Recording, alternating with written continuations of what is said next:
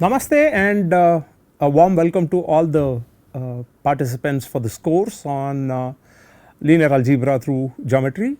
This is Dr. Arulalan Rajan, one of the instructors for this course, and I have Mr. Krishna Kumar, retired principal research scientist, and Dr. Ashok Rao, formerly head networking project, to be the instructors for this course.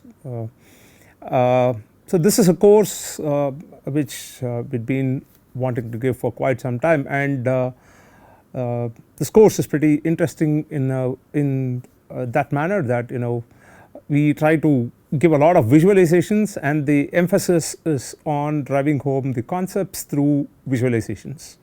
So we try to use a lot of graphs and all kind of visualizations possible for getting the concepts home. So typically if you look at any linear algebra course, I mean typically it starts with the idea of system of equations, especially system of linear equations, and probably it starts with two unknowns and then three unknowns, and it goes on with to system of linear equations with n variables. Now what we are going to do in this course is also the same thing. We are going to follow the same convention of introducing the idea of matrices from the idea of system of linear equations in two or more unknowns, and we are going to look at the matrix representation of the system of equations, and we are going to go on with increasing the number of unknowns, and then after some point we say that, look, yeah, we have learned enough about system of equations, let us look at the system of equations from a different perspective, and that is exactly where we get into the idea of looking at the column perspective of system of equations, and we are going to look at vectors and vector spaces and related stuff. Now what is interesting is, if you look at the widespread applications of matrices as such, the matrices have been used in very many applications, like in most in recent times, especially with the emphasis on data science and data analytics and machine learning gaining prominence. We use a lot of matrix theory. In fact, one of the most important mathematical domain that is required as far as these contemporary applications like data science, machine learning, and computer vision and related and other areas are concerned. One of the most important math foundation domain that is required to understand these application areas is linear algebra. The others being probability and statistics, optimization, multivariable calculus, and so on, but the emphasis is more on linear algebra. I mean, to that extent that differential equations and other things have kind of, I would not say taken a back seat, but even the idea of solving differential equations and stuff gets done numerically using ideas of matrices and linear algebra. So the focus basically of this course is to bring out all these kind of interesting aspects of linear algebra, matrices, and so on.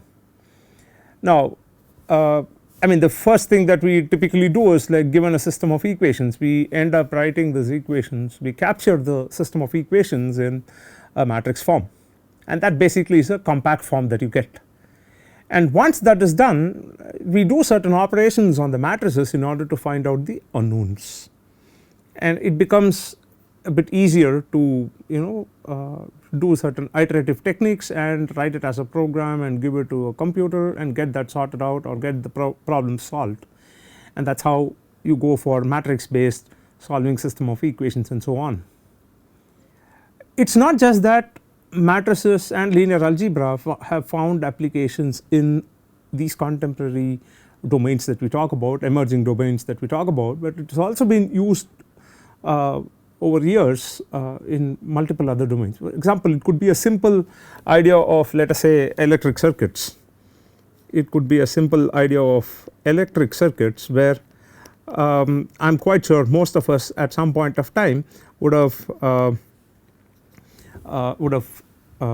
done this solving for loop currents and other things using Kirchhoff's voltage law and voltage rule and current KCL and KVL. So, we have that. So, we have used that, and in which case when you use electric circuits in order to find out your loop currents, what we typically do is we put all these resistances and other impedances that we have, you put that in the form of a matrix. You capture those things in the matrix. Say for example, you could have something like this, you could have a couple of resistors like this. Let us say I have this plus minus voltage here, and I have something like this, and then let us say I have a current source here. Now what I can do is I can find out my I1 and let us say the current I2, let us say this is V, this is R1, this is R2 and this is R3. Let us say this is say some I amps, I1 amperes of current.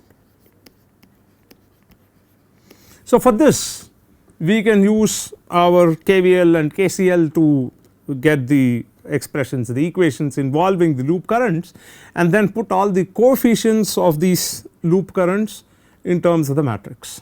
That can be done. Now even a simple stuff like when we say solve the system of equations, we begin with as I said, we will say solve the system of equations.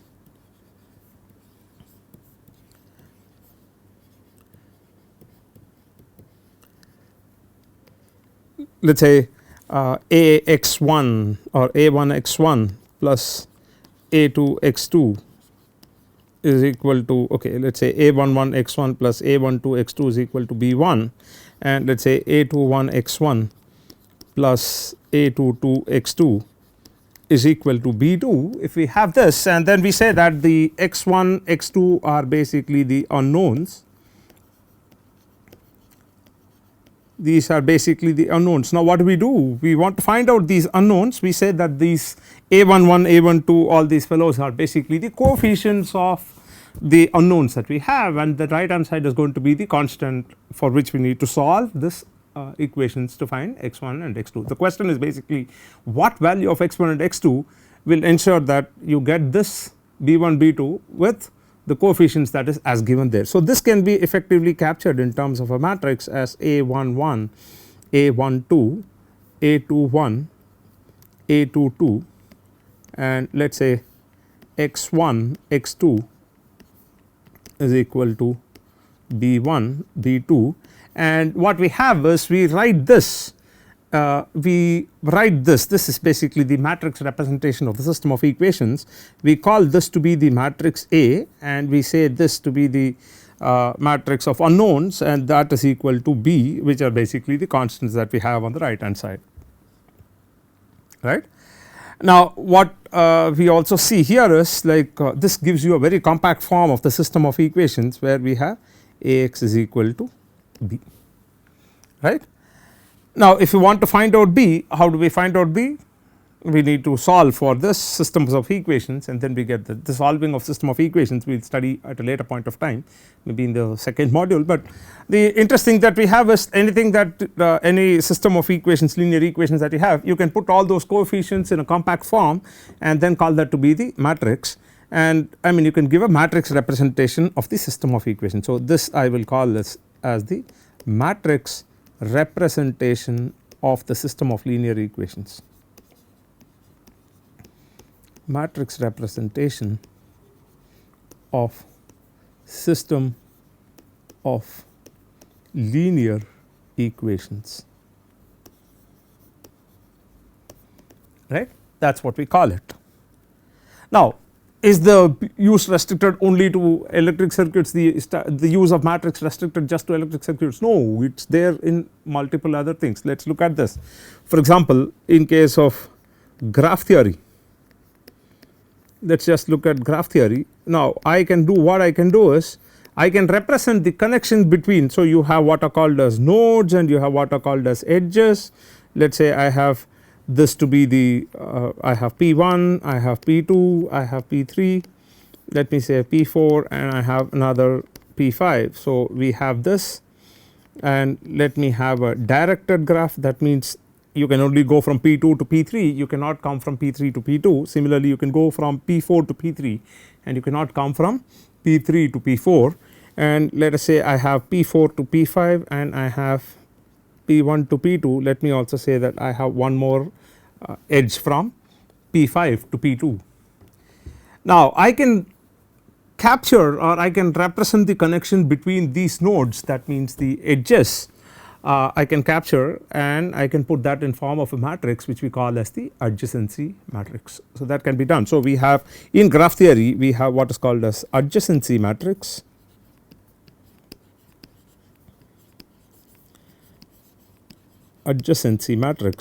that talks about connection between nodes,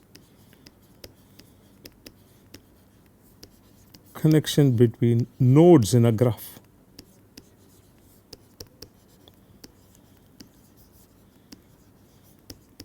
For example, if you look at this case, let me write this as, let us say, P1, P2, P3, P4 and P5. Let me also write here, because I want to look at the connection between these two guys, P1, P2, P3, let us say P4 and P5. From P1 to P1 there are no connections, so you mark that as 0. From P1 to P2 we have 1, P2 to P3 there is P1 to P3 there is no connection, and P1 to P4 they are not connected, P1 to P5 is also not connected, P5 to P1 is connected whereas P1 to P5 is not connected, so just make it 0. Similarly, if you take P2 to P1 there is no path, because these are all directed graphs, that means the arrow indicates the direction in which you can traverse. So, you have P2 to P1 there is no path, P2 to P2 there is no path. I mean, in fact you could probably even have this, let me mark this, this is another loop that I have. So, let me have one more path like this, or probably let me put it here so that we understand it better. So, let me say I have here, this is one more path that I have. So, P2 to P3 there is a connection, and P2 to P4 no, P2 to P5 there is no connection at all, P5 to P2 there is a connection. If you look at P3 is not connected to any node. So, you do not have any node in the sense there is no path from P3 which will go to P2, P1, P4, P5 because the graph is basically a directed graph. So, here this is a directed graph.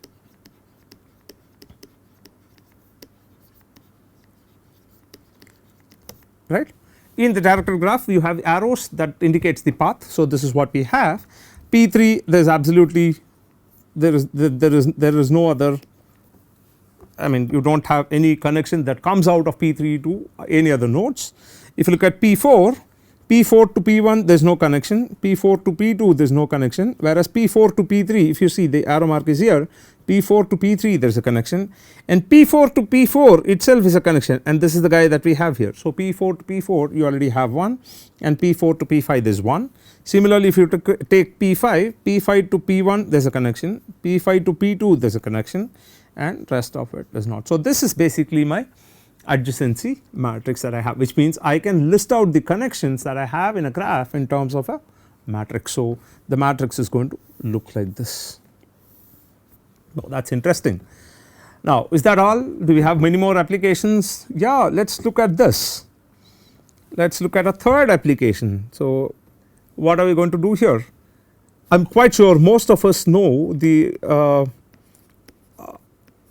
most of us have heard about this Fibonacci sequence, the famous rabbit sequence or Fibonacci sequence, which is basically given by 1 1 2 3 5 8 13 21 etc. right.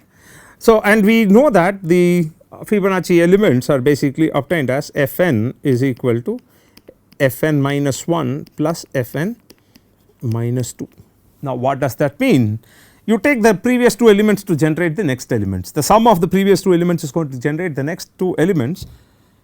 So, why did I write here? Can we have a matrix representation matrix form to generate the sequence? Of course, we do have. So, let us see what that is. So, we have this. Let me write this as Fn minus 1, Fn minus 2. So, what are we going to have? We are going to say this is 1 1. Fn minus 1 plus Fn minus 2 gives me Fn, and I am going to say this is just going to give me my Fn minus 1. In fact, if you see here, we use matrices now to generate the Fibonacci sequence. That is something interesting. Another application, let us look at one more. I am quite sure most of you are familiar with this matrix, which you would have done in your class 12. What is that matrix? People would have told you, especially say, find the determinant of this matrix or prove that the determinant of this matrix. They will say, okay, use some row operations on this and prove that the determinant of this matrix, prove that the determinant of A is equal to A minus B into B minus C into C minus A, where the matrix A is given by the following: 1 A square, 1 B square, 1 C square. Oh, this is something which we have done in class 12, maybe for say a 5 mark question or probably a 10 mark question that you would have had, where they would have asked you to find the determinant or prove that the determinant of the A is going to be this. Now, most of us at that point of time, we would have just seen that, okay, this is a matrix for which the determinant is this, like where is the use, where is the applicability, or where is the use case for this matrix. That is something which we might not have even thought of, right. Now, let us look at this. Suppose if I tell you we have this set of equations, let us say I have f of, let us say, x is equal to let us say okay, let me take this p naught plus p1 x plus p2 x squared, right. Let me call y is equal to f of x is equal to p naught plus p1 x plus p2 x squared. I am going to tell you, look, x is going to take a value a, x is going to take the value b, x is going to take the value c, and whenever x takes the value a, let me say y takes the value y1, and whenever x takes the value b, let me say y takes the value y2, and whenever I say x is equal to c, y takes the value y3. So, what are we going to have? We have a comma y1, b comma y2, and c comma y3. Now, let us see what is it that we are trying to look at here. So, if you have this matrix, what we have is we have y1, y2, y3, which is basically given by 1. Let us write the, okay, let us quickly capture this whatever that we have written for different values of x and y. So, whenever I have y1 is equal to, it is p naught plus p1a plus p2 a square, say y1 is this. So, y2 is p naught plus p1b plus p2 b square, y3 is p naught plus p1 c plus p2 c square. This is what we have. Now, if you capture it in a form of a matrix, I have y1, y2, y3, which is basically given by, let us say 1 a square, 1 b square, 1 c square, and what is interesting is, if you look at the matrix form, we basically get p naught, p1, p2, which is like this. So, what it says is, this becomes the unknown, p naught, p1, p2 becomes the unknown. So, you are given the values of x and y, you have to find out the values of p naught, p1 and p2. This is of the form b is equal to, okay, I will write this as, let us say y is equal to ax. So, y is equal to ax. Now, I can solve this provided the determinant, all of us would have learnt at an earlier class that, okay, if the determinant of this matrix is non-zero, I can solve y is equal to ax as x is equal to a inverse y. That is something which we would have seen. If you look at this, what are we trying to do here? We are trying to basically find out the coefficients of a quadratic polynomial, which is such that whenever the x value takes a value, x takes a value a, the corresponding value is y1, when it takes the value b corresponding value is y2, and when it takes the value c the corresponding value is y3. That means what are we trying to do? We are trying to fit a quadratic curve passing through 3 distinct points, namely y1 a comma y1, b comma y2 and c comma y3. So this matrix what you have studied in your class 12, it tells us that look, that is not a simple matrix for which we have just found out the determinant. This matrix is basically used for fitting a quadratic polynomial or a quadratic curve that passes through 3 distinct points, namely a comma y1, b comma y2 and c comma y3, and if the determinant is not 0, we know that look, the polynomial is unique, these coefficients are unique. That is exactly what we used to study before. So we are going to look at all these kind of stuff, like when we do there are a lot of interpretations of matrices that we have, right. For example, suppose I want to find out the average of, let us say, 10 numbers, let us say average of 10 numbers. Now how do we do the average of 10 numbers? Let us say we have numbers from x1 to x10. How do we take the average? We all know that average is nothing but average is equal to x1 plus x2 plus etc plus x10 divided by 10. That is pretty simple, there is nothing great about it. Now where is linear algebra coming to it? That is an interesting question, because the course is all about this. And where is linear algebra coming to it? We do not see anything happening here at all, just add 10 numbers and then divide by 10. We will see that this is going to be the dot product of this vector, let us say x1 x2. Suppose you put all those 10 numbers as a column matrix x1 to x10, and you take a dot product of this with the vector whose all columns are 1. This is basically a 10 by 1 matrix, and then in order to get 10, what am I going to do? I am going to take the dot product of this 1, this 10 component 1 vector with itself.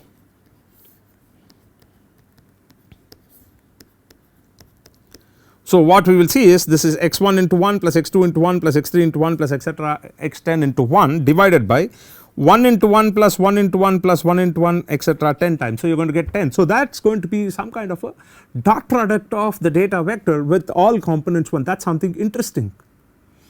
So what we are doing is in this course we will be looking at very many subtle stuff like this.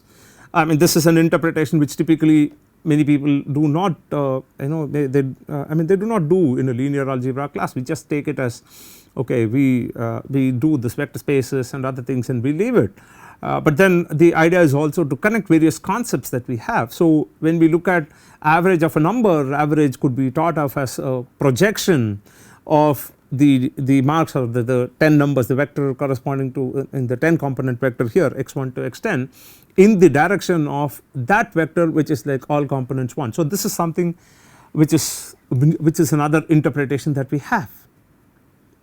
And does it stop there? No, it goes much beyond. There are many more applications which we will see.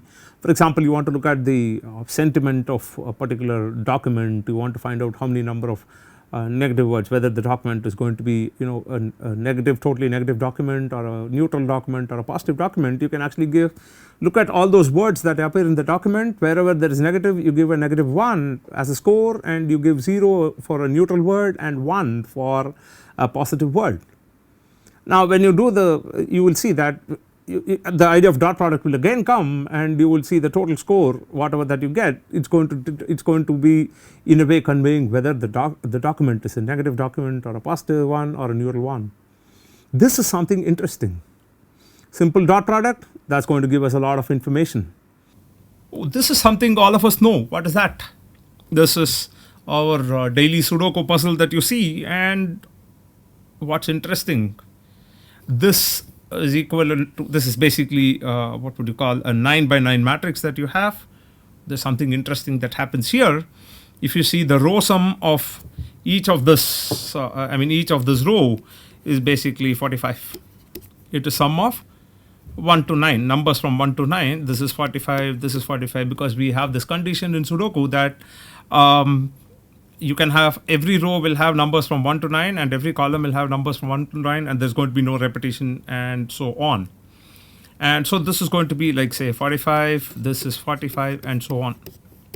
In fact, what we will see at a later point of time, we will look at uh, this is basically another kind of this magic square that you have.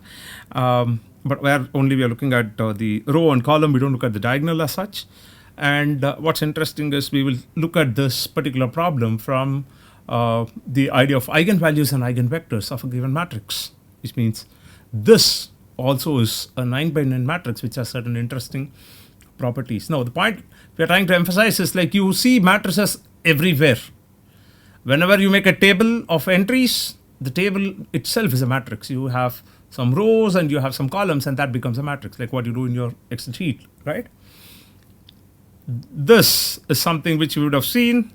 You have this regular font linear algebra, which you do font italics you do, and then from italics font you can go back to your regular font, which means you have to do this. If you take it as a this, you can probably have the coordinates for all these characters that are there in linear algebra. You can plot that on a graph, and then you want to make that here.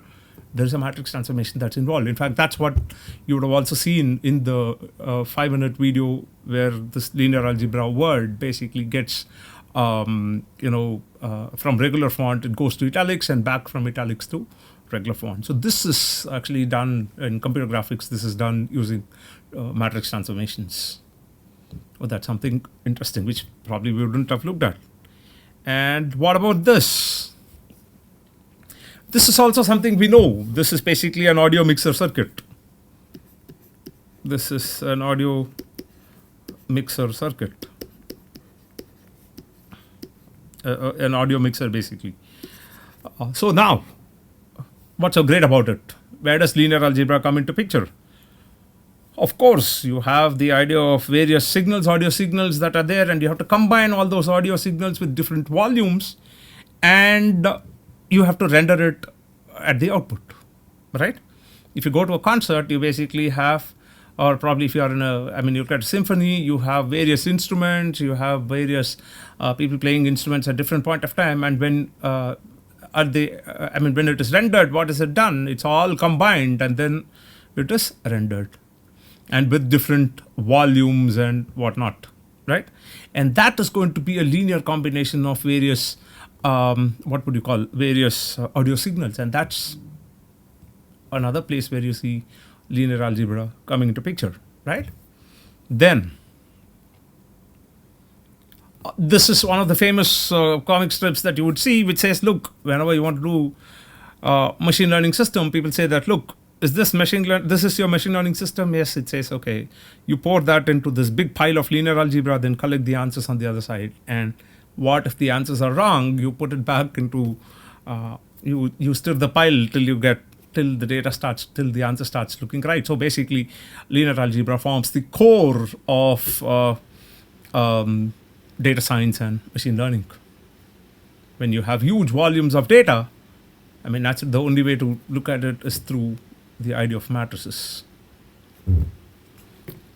And this most of us would have encountered, where, let's say, someone who's trying to purchase a probability book. This is a screenshot that I've taken from Amazon. So this is there's someone who wants to purchase a book, let's say, First Course in Probability by Sheldon Ross. You also get this suggestions. It says, look, people who bought this book have also got the other books also, which is Linear Algebra by Professor Gilbert Strang and Statistical Inference by Casella and Berger.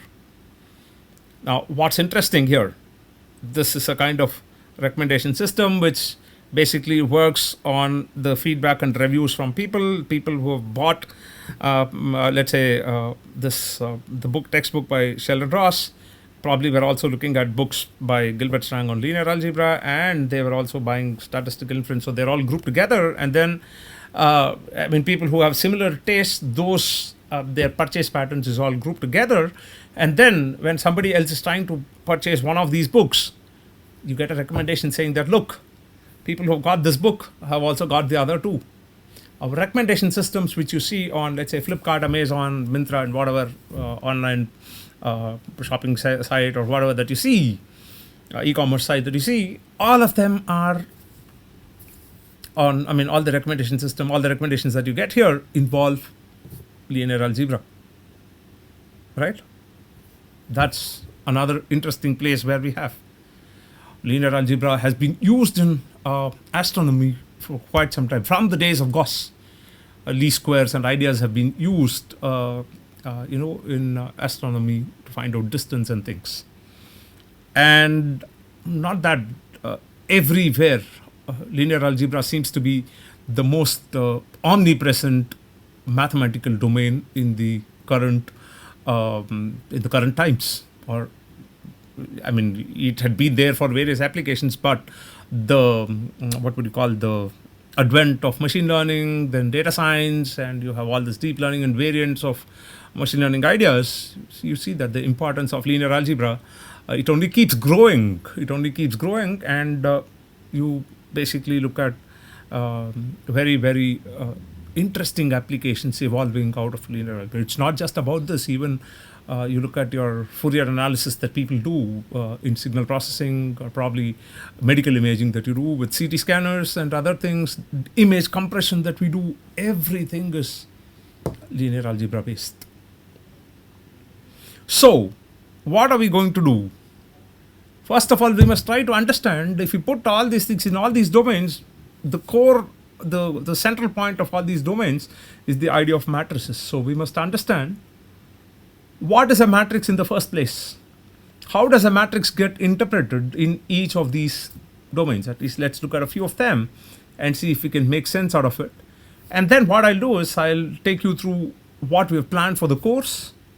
And then in the next lecture, we will be starting with our actual idea of systems of linear equations in two unknowns, and then look at the geometry and things. In each of these domains that you have seen, like, what would this matrix interpret to? That actually helps us understand better, right? So, in fact, I will also give you another very interesting example that you'll see in terms of this application of linear algebra coming into picture in statistics. We'll check that in a minute from now. If you look at this, let's look at the first example that we took. The first example was basically, the coefficients of unknowns in system of linear equations. We just have a system of linear equations where you have a set of unknowns multiplied by coefficients, and then on the right hand side you have some values. So the coefficients of the unknowns are put in a matrix form, and that's what we call as a system matrix. And whatever is on the right side of the equal to sign, that is basically called as the output for the system, or from the system, and the inputs are basically the unknowns. So if you have this, you have the system to be the coefficient matrix. If you the right hand side that you have of the equal to sign, you're going to have this B, which is basically given by this B1, B2, etc., Bm. And this matrix is the coefficient matrix, and that's going to be called as A. And what we have is, we have this inputs, which is basically this x1, x matrix, which contains x1 to xn. And these are unknowns. And these become the inputs to the system. So essentially, when we try to solve a system of equation, what is it that we ask? We know the output from the system, we know what the system does, but we are really not aware of what is the input that we've given. So when we say find the unknowns, it corresponds to find the input from that is given to the system, for which the response from the system is basically the set of B values that you have. In fact, this we will see in one of these lectures in future, like what is it to say input and response and stuff. In case of our electric circuits that we saw, this the coefficient matrix that we have, it corresponds to all your impedances or probably resistances in electric circuits. So that would correspond to your coefficient matrix. In case of graph theory, this, as I said, it's basically the adjacency matrix, which talks about the various connections and what do you call the connections between the nodes, the edges between the nodes present. That is captured in the form of an adjacency matrix. And the most important interpretation comes from data science. This matrix that we have A is actually called as a data matrix. Like when you put, let's say, you collect a lot of variables, a lot of features. For example, look at the medical record of a person, where you would collect probably the blood sugar levels, the blood pressure levels, then probably the patient's weight, patient's height, and so on, right? And another interesting interpretation is like where, let's say, you collect the marks of students in, say, in multiple subjects. Now this A matrix it will be called as the data matrix, and what's interesting is, if I say that I'm going to collect from m number of students, so I'm going to have m rows, and each column is going to correspond to one of the subjects. And in case of the medical data that we looked at, this would correspond to one of the parameters. Like it could be height, weight, age, and probably put your blood pressure, blood sugar, and so on. So each of the column would correspond to that. Now, in fact, what is more interesting is how we interpret this row and how we interpret each of these columns. Now, each row that you have here, it corresponds to one sample observation. Now, what do we mean by that? One sample observation. This is basically from one patient, you collect all the values. So every row is going to correspond to the record of one patient, record of n different parameters. And in the case of this marks of students example, one row will correspond to the record of one student, the marks in n different subjects. So every row will correspond to a sample observation. That's what we use in statistics. And what about the column? The column is going to be m observations of a single variable. So this is going to be the variable 1 or the parameter 1, this is variable 2 or the parameter 2, and so on. This is variable n. Now what we have is, every column is going to be 100 measurements of the same parameter, or it's going to be the measurement of the same parameter across 100 samples or m different samples here. So that's a very interesting interpretation that we have. So matrices in various domains, it has various different interpretations. For example, if you look at the idea of signal processing, where you have this linear time invariant system, and where convolution operation is going to be represented in terms of matrix, the H matrix that you have would actually be consisting of the impulse response of the LTI system. So these are all the various interpretations that you have. Of course, in different, again, you have multiple domains, plethora of domains where the interpretation gets really, really different. We just have shown some samples sample examples in which these are the kind of interpretations that we have. So what we plan to do is, in this course, we will try to give as many interpretations as possible, as much insights as possible to every topic that we look at, and we will present visualizations in for most of these concepts that we teach, and that will help us get better understanding.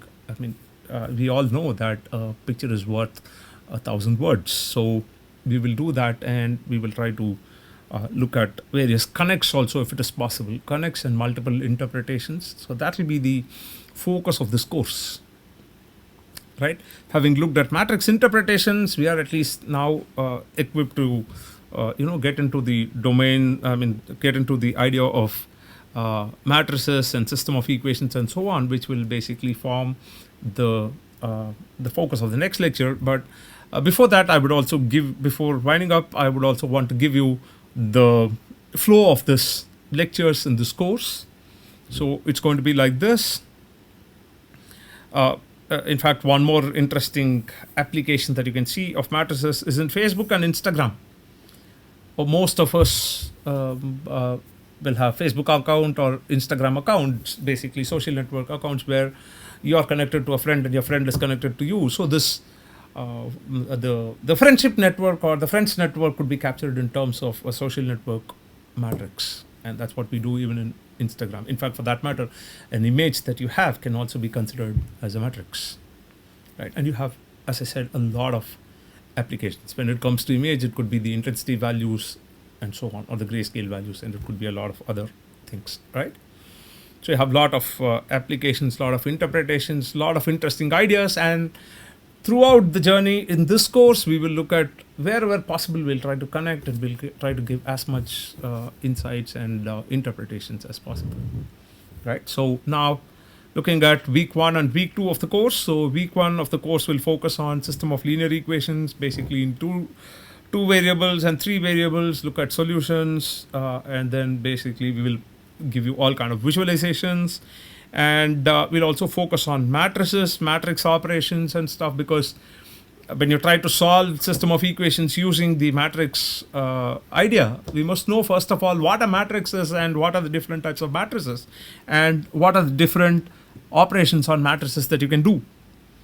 So we will focus that. That will be a part of our focus in week 1 and week 2, and we will also look at solving system of equations, linear equations, by eliminating variables, and that's going to be under the title Gaussian elimination.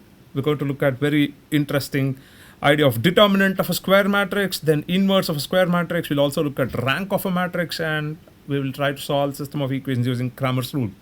That will be the focus of week 1 and week 2. Week 1 and week 2, the lectures will be done by Professor Krishna Kumar and myself. We will be doing alternatively the lectures.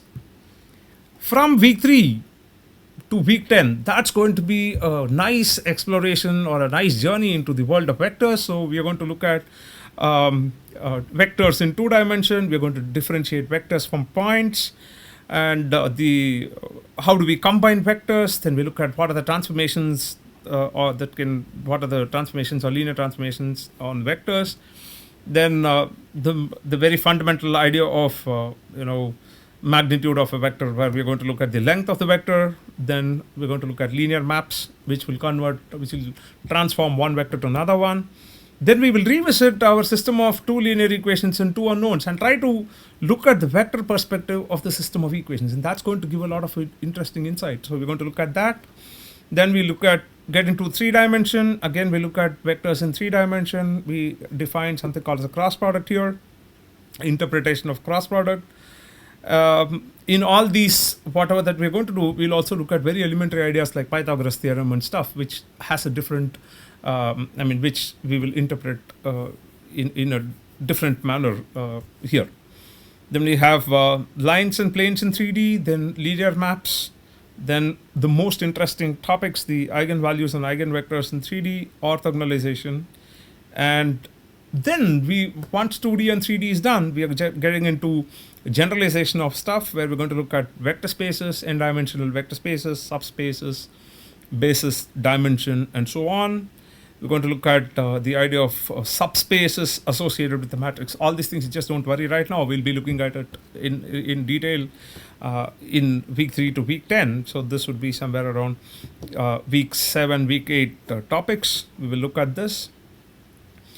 Least squared solution, pseudo inverse and projection will be done. Least squared solution is like when we have a system of equations, linear equations, which does not have a solution. For example, when you look at 2 lines which are parallel to each other, these lines don't intersect, and therefore we say that, look, there's no solution at all. And you cannot say no solution is, no solution, and we cannot leave it like that. We look at what's called as an approximate solution to this, which means whenever we do approximation, there is going to be error. And what we are trying to do is we are going to minimize the squared error in this case. So we're going to look at least square solution, pseudo inverse, projection. And again, we will revisit the idea of eigenvalues and eigenvectors. And we look at eigen decomposition. Then we look at real symmetric matrices and quadratic forms. Real symmetric matrices have some interesting properties, which is very heavily used in data science and ML applications. So we're going to look at real symmetric matrices and look at quadratic forms. in fact, the idea of eigenvalues and eigenvectors is not something different. It's not something unknown to us. I'm quite sure most of us would have studied this physics problem where it says a band of soldiers, when they do march past, they start walking on a wooden bridge. Otherwise, if they do march past on the wooden bridge, there's going to be resonance hit and the bridge is going to collapse. And that's an eigenvalue eigenvector problem. And after that, we are going to look at the idea of singular value decomposition and the interpretation of that, followed by some very interesting applications of linear algebra, which includes Fourier analysis, image compression, like what you do with JPEG images and stuff. We look at what's called as principal component analysis, and the most important thing, your mobile phones. How many of us know that mobile phones, in the design of mobile phones, there's something very critical that happens which actually uses core linear algebra ideas. And that's something which you're going to look at in the last 2 weeks.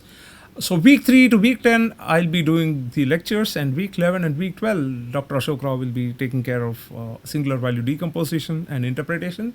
He'll also deal with applications of linear algebra, like whatever that I've listed here, and some more, including maybe some ideas of CT scan and stuff. So medical imaging related things. So you'll have some interesting applications that are lined up for the last couple of weeks. So I hope, I'm excited to do this course, and all three of us are excited to do this course. I hope all the participants are also equally excited, waiting for learning something new out of this course. And on that note, I welcome, on behalf of all the instructors, I welcome all the participants and the registrants for the course to this particular 12-week lecture series on linear algebra through geometry. In the next class, Professor Krishna Kumar will start with geometry of system of linear equations, and then I'll come back giving you more interpretations. Namaste. Thank you.